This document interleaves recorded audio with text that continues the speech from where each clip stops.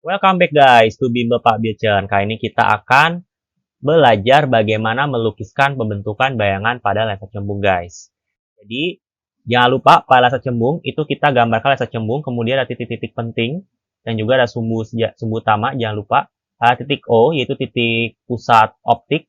F2 di sini adalah titik fokus pasif dan F1 adalah titik pusat aktif.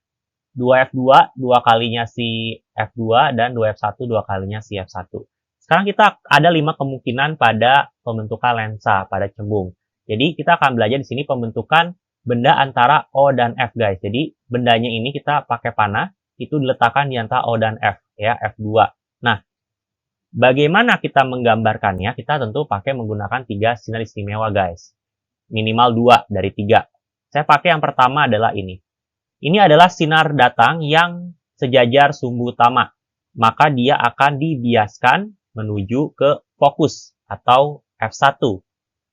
Sinar kedua yang saya pakai adalah sinar datang yang menuju ke O. Maka dia akan diteruskan gitu ya, teruskan.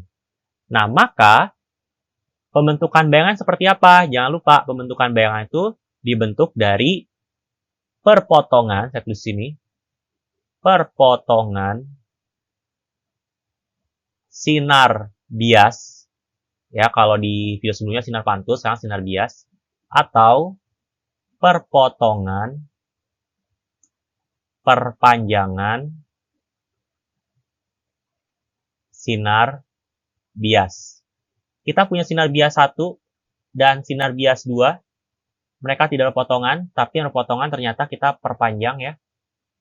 Nah, maka perpanjangan seperti ini guys, ya. Jadi ini disebut sebagai bayangannya. Nah, bayangan terbentuk adalah maya. Kenapa maya? Karena terbentuk dari perpotongan perpanjangan sinar bias. Tegak, kita lihat dia sama-sama mengarah ke atas dan diperbesar guys. Lihat ukurannya lebih besar daripada sebelumnya. Nah, ini adalah sifat bayangan untuk kemungkinan pertama. Kemungkinan kedua, bagaimana kalau bendanya di fokus guys. Jadi kita letakkan benar-benar tepat di fokus F2. Kira-kira seperti apa bayangannya? Kita pakai 3 sinar istimewa lagi. Kita pakai 2 saja. Yang pertama yang sejajar sumbu utama, maka dia akan diteruskan ke fokus. Dan sinar kedua adalah yang melalui O. Kalau melalui O berarti dia akan diteruskan terus. Nah, maka sinar biasnya 1 dan 2, kita lihat mereka tidak akan pernah bertemu. Dan kalau kita perpanjang pun, ya, ini kita perpanjang pun, dia tidak akan bertemu karena mereka sejajar. Maka tidak terbentuk bayangan atau disebut juga bayangan di tahingga. Ini kalau bendanya di fokus.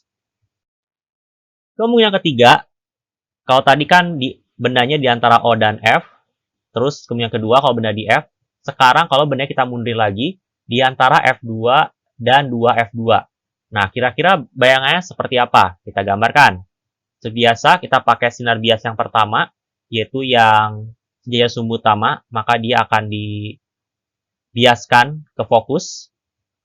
Kemudian kita pakai tipe yang kedua sekarang ya, yaitu F2. Jadi sinar datang yang menuju fokus, maka dia akan dibiaskan sejajar sumbu utama.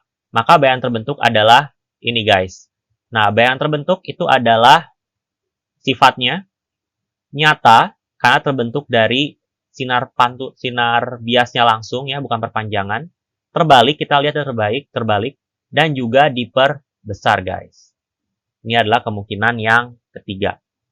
Kemungkinan yang keempat, kalau bendanya di 2F2, tepat di 2F2, 2 kalinya si fokus.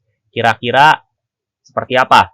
Kita gambarkan sinar datang sejajar sumbu utama, maka dia akan dibiaskan melalui fokus. Kemudian kita punya sinar datang yang menuju fokus, maka dia akan dibiaskan sejajar sumbu utama. Nah, maka yang terbentuk adalah seperti ini, ya, alias nyata. Kenapa nyata? Karena memang dia perpotongannya sinar biasnya langsung, terbalik ya, dia jadi ke arah bawah. Sama besar, kita lihat ukurannya sama besar, dan berada di 2F1. Jadi sama-sama di 2F guys lokasinya. Nah, pembentukan bayangan terakhir kalau bendanya itu adalah di antara 2F2 ini dan tahingga. Jadi kalau misalnya sebelah kirinya 2F2, kira-kira bayangan terbentuk seperti apa? Coba kita tentukan. Ini sinar datang, kemudian dibiaskan melalui fokus, kemudian sinar datang melalui fokus, dia akan dibiaskan lurus, maka yang terbentuk adalah seperti ini guys. Yang terbentuk adalah nyata, karena terpotongan langsung, terbalik, ya, bayangannya terbalik, dan diperkecil. Jadi seperti ini guys. Nyata karena merupakan perpotongan dari sinar biasnya langsung, terbalik kita lihat dia mengarah ke bawah, dan juga sekarang dia diperkecil dibandingkan dengan bendanya. Nah, jadi ini adalah 5 kemungkinan pembentukan bayangan pada lensa cembung.